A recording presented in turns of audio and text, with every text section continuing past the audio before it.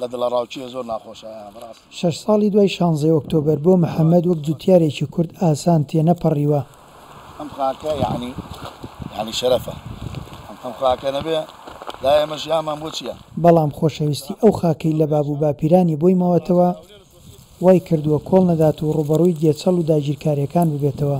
کێشێکی گەلە زۆرمانە بووە بەڕاستی تەنانەت سوپای عێراق عەرەبی هاوردا ئەلەم دەڤەرە بەڕاستی نەیان دەهێشت هیچ کەسێک ئەرزوو یعنی ئەگە بیچیان هێشتایە بەڕاستی بەدڵە ڕاوچیان کرد. زەوی خۆمانە ئێمە ئەمە خاک یعنی شەرەف ئەگە خاکەمان دایە دەسەوە معنای شەرەفمان دایە دەسەوە بە هیچ شێوەیەک ئێمە بەجێ ناهێڵێت.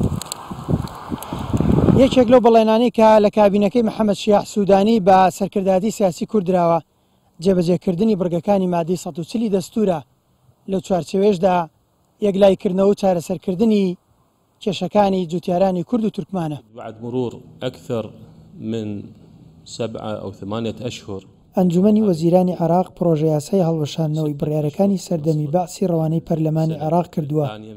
بەپێی بڕیارەکە سەرجەم گرێبەستە کشتتوکاڵەکان هەڵدەوەشێنەوە کە 300,000 دۆنەم زەوین.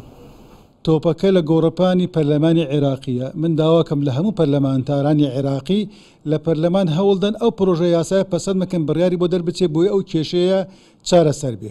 وەکو تریش ئێمە لە لێژنەی مادەی 140 بە سەرپەرشتی جەنابی عامری و من خۆم وەکو نوێنەری حکوومەتی کوردستان ئێمە پێداگەرین سوورین لەسەرەوەی مادەی 140 قۆناغ بە قۆناغ جێبەجێ بێ.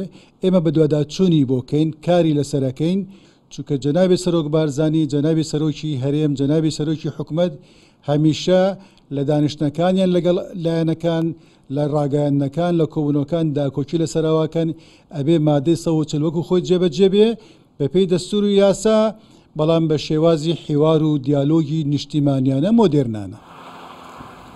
لا سنووری پارێزگای کەرکووک 1,100,000 دۆنەم زەوی کێشەیان لەسرە. با هەڵوەشاندنەوەی گرێبەستەکان یەک لەسەر 3 کێشەکان چارەسەر دەبن. بڕیاری ژمارە 29 ساڵی 75 تایبەت بە هەڵوەشاندنەوەی بڕیارەکانی لێژنەی کاروبارەکانی باکووریش کە ئەنجومەنی وەزیرانی عێراق لە ساڵی 2012 بڕیاری لەسەرداوە و گشتاندنی بۆ وەزارەتە پەیوەندیدارەکان کردووە پێویستە لە ڕێگەی وەزارەتی دادی عێراقەوە فشار لەسەر دادگاکان و فەرمانگەی تاپۆی کەرکووک بکرێت بۆ گەڕاندنەوەی 900,000 دۆنەم زەوی دیکەی جوتیارانی کورد و تورکمان. هێمن دەلۆ، کوردستان 24 کەرکووک.